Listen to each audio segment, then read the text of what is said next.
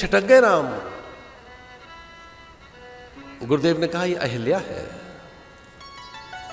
अनिंद सौंदर्य अहिल्या का कवि। सची इंदिरा, सुरबालाएं, अप्सराएं, रंभा, तिलोत्तमा, मेनका लज्जित होती थी। जब अहिल्या की चर्चा होती स्वर्ग में तो ये अच्छा नहीं लगता था वहां की सुरबालाओं को, अप्सराओं को, रमणियों को, स्वर्ग महिषियों को, स्वर्ग की सुरबालाओं को, ललनाओं को अच्छा नहीं लगता था। सची इंदिरा को, इंद्रपत्नी को जब इन्हें अच्छा नहीं लग रहा है तो फिर बात ही नहीं करते थे। और उनके रूप सौंदर्य की चर्चा सुनकर इंद्र आ गए एक दिन। ये गौतम भार्या अपने पति के साथ यज्ञ कर रही थी, आहुति दे रही थी। भोर तो ये नहीं समझ पाए इंद्र की पूर्व की ओर से आने वाला सूर्य सच है या अहिल्या के मुखमंडल पे जो सूर्य है वो सच है। ऐसी दीप्ति, ऐसी नवलता, इंद्र ये तय नहीं कर पाए कि इनमें मूल सूर्य कौन सा है। ऐसी स्वर्ण कांति, ऐसी दीप्ति, ऐसी नवलता, ऐसा विमोहन, सम्मोहन, आकर्षण, उस कांति में कमनीयता, एक विलक्षण मादकता, मन वहीं उनका खो गया। इंद्र, सुरेंद्र, देवादिदेव जो देवताओं के स्वामी हैं वे विचलित हो गए अहिल्या के अनिंद सौंदर्य को देखकर।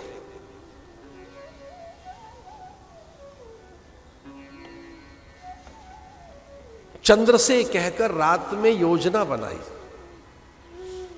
रात भर प्रतीक्षा करते रहे कि कैसे ही भोर हो और गौतम जाएं गंगा स्नान करने तो वेश बदलकर मैं अहिल्या की निकटता प्राप्त कर सकूं। गौतम बनकर वैसे ही रूप, स्वरूप, आकृति, प्रकृति, जटाएं, भुजाएं, ओष्ठ की आकृति, नासिका, हनु, दंत पंक्ति, देह कांति, नेत्र, वैसा ही वही अनुकृति, प्रतिकृति, वैसा ही रूप, प्रारूप, स्वरूप। ये प्रतिकृति शब्द ठीक है, आकृति की प्रतिकृति, रूप का प्रारूप बनकर वो वैसे खड़े हैं, भोर की प्रतीक्षा कर रहे हैं कि मैं अहिल्या की निकटता, उसके संग का सुख लेना चाहता हूं। चंद्र को साथ ले लिया लेकिन भोर तक प्रतीक्षा कर नहीं पाए। वो अर्धरात्रि में ही बहुत व्याकुल होकर अहिल्या को देखने के लिए, और उन्होंने चंद्र से कहा कि तुम कुक्कुट बनकर, कुक्कुट कहते हैं मुर्गा को, बांग दे, भोर होने का स्वर पैदा कर। और चंद्र ने कुक्कुट माने मुर्गा बोलता है ना भोर में, भोर हो गई तो लंबे लंबे स्वर चंद्र ने। गौतम की आंख खुली और गौतम ने कहा ये क्या हुआ।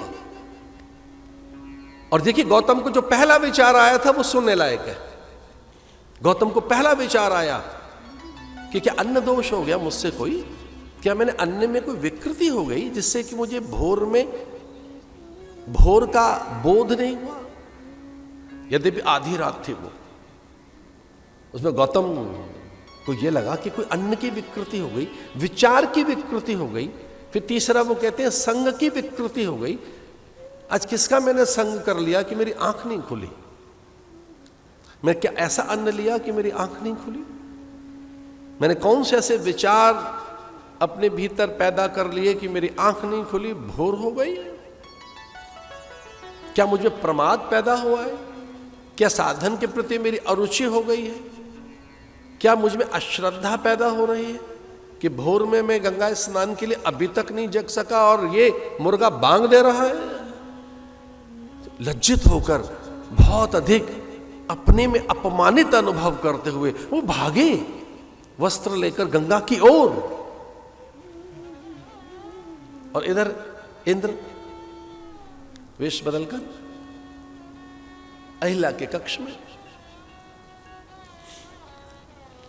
गौतम बनकर, इंद्र ने गौतम का रूप धारण कर लिया। देखिए, जिनकी हम सेवा में रहते हैं वो हमारे इष्ट हों, हमारा देवता, हमारा मंत्र, हमारे साधन हमारी रक्षा करते हैं। धर्मो रक्षते रक्षता, धर्म हमारी रक्षा करता है।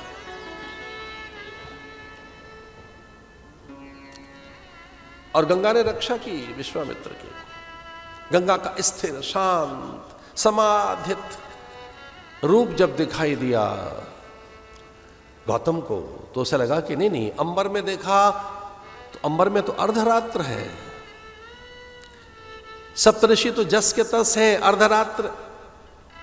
शनि को देखा उन्होंने, शुक्र को देखा, मंगल को देखा, बृहस्पति गुरु को देखा, काल की गणना की तो मध्यरात्र। तब उन्हें लगा कोई छल हो रहा है हमारी कुटीर में, अब कोई देव छल है ये। और वो भागे गंगा के तट से, यद्यपि डुबकी लगा चुके थे वो, ये कहकर कि चलो चले। एक डुबकी लगाई लेकिन उन्हें लगा छल हो रहा है कोई, तो भागे। और जैसे अंदर गए कुटीर में तो अभी वो उन्हें स्पर्श करना ही चाहता था। उनकी चुबुक को छूकर, हनु चुबुक माने ये प्रदेश, और अहिल्या की आंख खुली थी। अहिल्या कल्पना भी नहीं कर सकती थी कोई परपुरुष ऐसे आ सकता है। किसी परपुरुष की उसे कल्पना भी नहीं थी अहिल्या को। अहिल्या व्याकुल हो गई कि जिस ढंग का स्पर्श है ये गौतम का नहीं हो सकता। इस छुअन में गौतम की संवेदनाएं मुझे नहीं अनुभव हो रही, ये परपुरुष है कोई। और वो भयभीत होकर बैठ गई।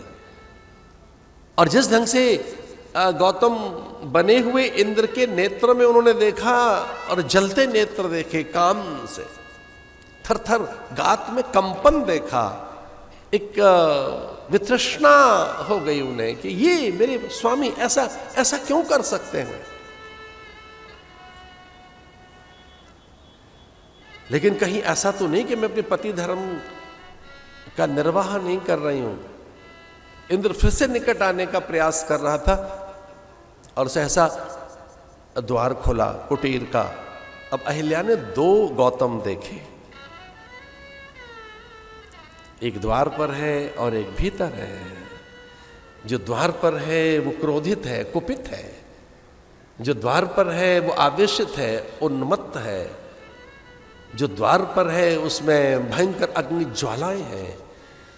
वह उनके पति के भीतर इतना गहरा आवेश कि वो थाम नहीं सके अपने आप को, और कहा तू कलंकित हो और तुझे कोढ़ हो जाए, तेरे अंग गलेंगे, एक एक अंग तेरा गलकर तू नष्ट होगा। अरे धूर्त पुरुष, तूने मेरी साध्वी स्त्री का बहुत असभ्य ढंग से स्पर्श किया है और मैं पहचान गया तू कौन है, इंद्र। और भले ही देवताओं का राजा इंद्र होने पर भी मेरे श्राप से वंचित नहीं हो सकता। और गीले वस्त्र को फेंका था उन्होंने उस मुर्गे की ओर। चंद्र, कुछ लोग कहते हैं वो जो हल्की सी काली मां है चंद्र में, गौतम की है वो, चंद्र में हल्का सा। भयभीत हो गया था चंद्र। चंद्र भागा था कि मैं बचूं कहां, कैसे बचे, कहां जाऊं। महादेव के चरणों में गिर पड़ा जाकर चंद्र।